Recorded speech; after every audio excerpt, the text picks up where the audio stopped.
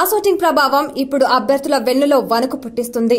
MP seat ఒకరికి, MLA మరొకరికి వేయాలంటూ కొన్ని చోట్ల జనసేన చేసిన ప్రచారం కాపు సామాజిక వర్గం అభ్యర్థులకు చలి జ్వరాన్ని తెప్పిస్తుంది.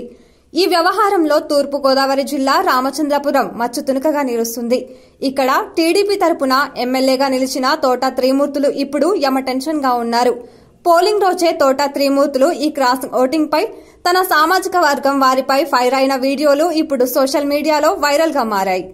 రామచంద్రపురం నియోజకవర్గంలో జనసేన క్యాడర్ ఒక ఓటు తోట త్రిమూర్తులకు వేయాలని, మరొకటి జనసేన అమలాపురం పార్లమెంట్ అభ్యర్థికి వేయాలంటూ పోలింగ్ రోజు పెద్ద ఎత్తున ప్రచారం చేపట్టింది. ఈ వ్యవహారం త్రిమూర్తుల వరకు వెళ్లింది. ఆయన హుటాహుటిన తన సామాజిక వర్గంలోని యువతతో భేటీ అయ్యి వారికి క్లాస్ పీకారు. అక్షరాస్యులు సరే, నిరక్షరాస్యులు ఈ ప్రచారాన్ని ఎలా అర్థం చేసుకుంటారని ఆయన ధ్వజమెత్తారు. ఒకటి అలా, రెండోది ఇలా అనడం అత్యంత ప్రమాదకరమని అన్నారు. నిరక్షరాస్యులు తారుమారు చేస్తే తమ పరిస్థితి ఏమిటంటూ ఆయన నిలదీశారు. క్రాస్ ఓటింగ్ చేస్తే తెలియక ఎమ్మెల్యేలకు జనసేన అభ్యర్థికి ఓటు వేశారేమోనన్న ఆందోళన తోట త్రిమూర్తులకు పట్టుకుంది. ఆయన తన సామాజిక వర్గం వారితో వరుస భేటీలవుతూ దీనిపై చర్చిస్తున్నారు.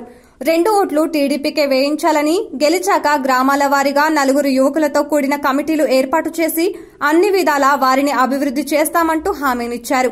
శెట్టి బలిజ సామాజిక వర్గం కానీ, ఎస్సీ సామాజిక వర్గం నుంచి కానీ 4 ఓట్లు మనకే పడే ఛాన్స్ లేనప్పుడు మీరెందుకు నా కుంప ముంచుతున్నారంటూ ఆయన గగ్గోలు పెడుతూ ఇప్పుడు చర్చనీయాంశంగా మారింది.